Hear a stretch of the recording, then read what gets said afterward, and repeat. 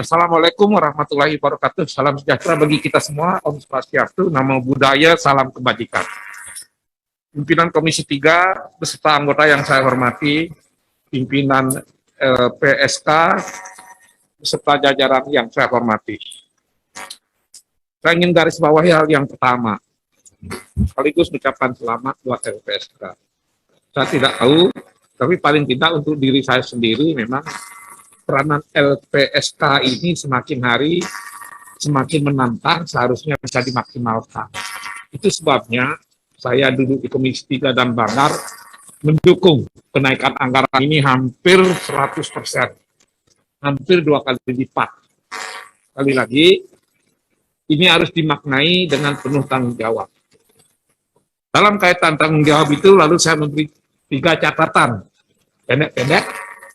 Catatan pertama ini yang paling mengerikan, di mana KPK mengatakan survei 2021 kepada 85 lembaga dan kementerian. Itu LPSK menempati urutan di angka 75. Ini survei integritas. Orang akan mengatakan ini rendah sekali integritas LPSK kalau di nomor 75, karena dia nomor 10 dari bawah. Baik, karena kami sudah mendukung dengan anggaran, pertanyaannya, apa yang harus dilakukan berupa terobosan-terobosan, apa kehususan-kehususan, apa yang keistimewaan-keistimewaan yang harus dilakukan untuk mengatasi suasana, kenapa integritas itu begitu rendah.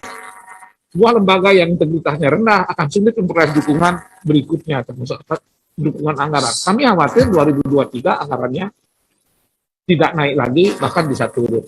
Maka terobosan afirmative action itu ingin kami dengar, agar nanti berbanding lurus apa program Anda, lalu kenaikan yang Anda harapkan apa. Ini harus konkret. Masalah kedua, bicara data.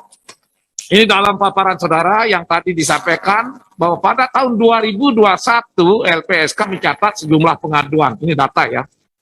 Selain pengaduan ada konsultasi, ada permohonan. Ini saudara paparkan. Dengan jumlah tertinggi sepanjang 13 tahun kehadiran LPSK. Berapa jumlahnya? 3.027 permohonan. Dari 34 provinsi dan tersebar 256 kabupaten kota. Jadi hasil tertinggi pada tahun 2021 ini, jika dirata-ratakan dengan jumlah kabupaten kota, maka akan keluar angka 12 permohonan per kabupaten kota. Data-data selanjutnya sangat menarik, terutama periode Juni-Agustus 2001 ada kenaikan cukup signifikan juga, yaitu 485 permohonan, dan seterusnya. Ada kesan LPSK menjadi bangga luar biasa dengan data-data ini. Yang menjadi sorotan saya, dan lepas dari analisa LPSK dengan kebanggaannya, kok saya mencatat di halaman 6 paparan saudara, itu ada tren yang melandai. Ini kontradiksi. Ini paparan saudara sendiri, ini tidak bisa dibantah. Ada kesan yang melandai. Ini lagi-lagi, gimana cara mengatasi ini? Setelah mencapai puncak, setelah 30 tahun, loh kok nggak bisa dipertahankan? Sementara anggaran sudah dinaikkan 2 kali lipat. Kenapa mesti melandai? Apa strategi saudara, apa target saudara, apa program saudara agar suasana landai dan melandai ini bisa di-stop, tidak menggelinding seperti bola salju. Apa program-program saudara?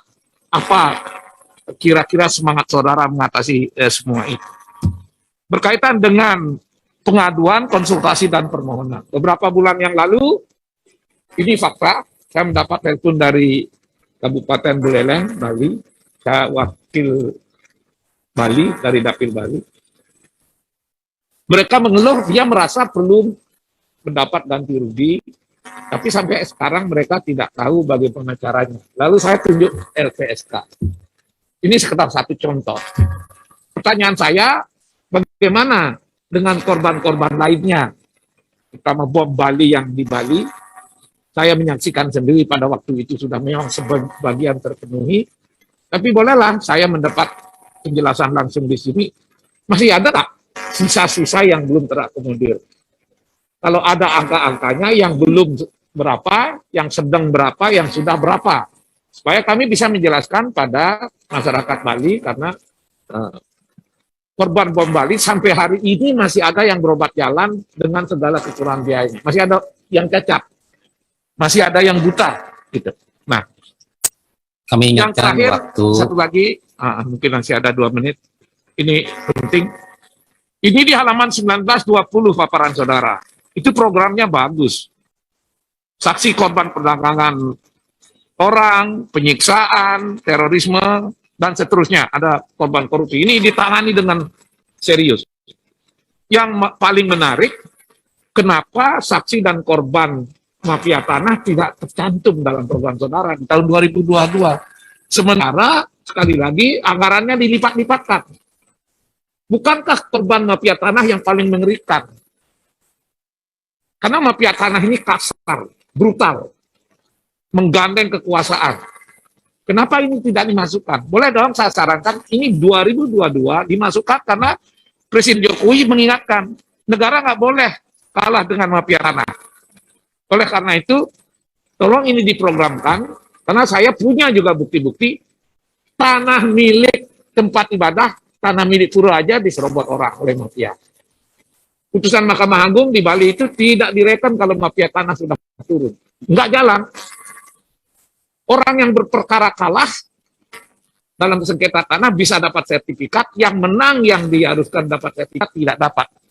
Oleh karena itu, alasan-alasan itu menjadikan saya yakin saya akan mendapat jawaban bahwa LPSK akan memprogramkan perlindungan terhadap saksi dan korban agar kami bisa menyalurkan juga aspirasi-aspirasi yang sudah ada di meja kami agar mereka bisa tertangani. Saudara-saudara, rekan-rekan dari LPSK, banyak masyarakat yang menjadi korban mafia tanah tidak mengetahui bahwa ada LPSK sebagai bentuk kehadiran negara yang dapat memberikan rasa aman dan perlindungan kepada mereka, tapi mereka tidak tahu di mana letaknya, bagaimana caranya. Ini perlu juga sejenis sosialisasi untuk korban-korban mafia tanah khususnya. Terima kasih pimpinan. Pak Wayan tadi menanyakan tentang bom Bali yang masih saat ini banyak yang belum terjangkau. Memang sampai sampai tanggal 22 Juni 2021 kemarin itu batas waktu penerimaan permohonan Pak, dari para korban tidak pidana terorisme masa lalu.